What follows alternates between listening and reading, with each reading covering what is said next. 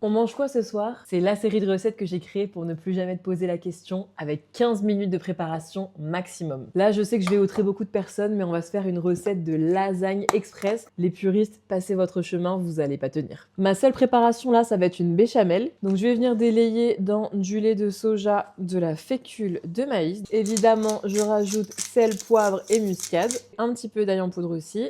Je délaie le tout à froid. Et je fais épaissir sur feu moyen en mélangeant en continu. Quand vous avez une texture comme ça, vous rajoutez la margarine.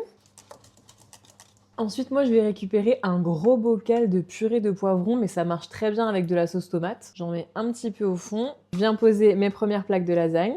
Et donc, je vais venir verser ma purée. Faut que ça ait une texture quand même assez liquide parce qu'on va y rajouter des protéines de soja texturées. Il y a environ 20-25 grammes de protéines au 100 grammes une fois que c'est cuit. Et en fait, ça va cuire tout seul dans la sauce tomate. Je les prends chez Coro, comme la purée de poivron. Tout vient de chez Coro. C'est une épicerie en ligne où vous pouvez acheter plein de produits en gros format. On n'hésite pas à mélanger un petit peu. Ensuite, moi, je remets des plaques à lasagne, la moitié de ma béchamel. Et je refais exactement la même chose. Je verse l'autre moitié de ma purée tomate poivron. Je rajoute un petit peu de protéines de soja, des feuilles de lasagne, ma béchamel.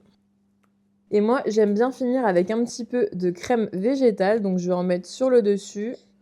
Je sale, je poivre, et si vous avez de la levure de bière ou de la levure maltée, vous pouvez évidemment en rajouter. Et vous enfournez ça à 180 degrés pendant à peu près 50 minutes, 1 heure. Voilà ce que ça donne à la sortie du four. Et là, vous voyez, les protéines de soja texturées, elles ont gonflé dans la sauce tomate, elles se sont imbibées et elles sont super tendres. Mis à part la béchamel, il n'y a pas de temps de préparation. Le poivron, ça se mélange super bien avec la béchamel. Testez vraiment, c'est trop bon.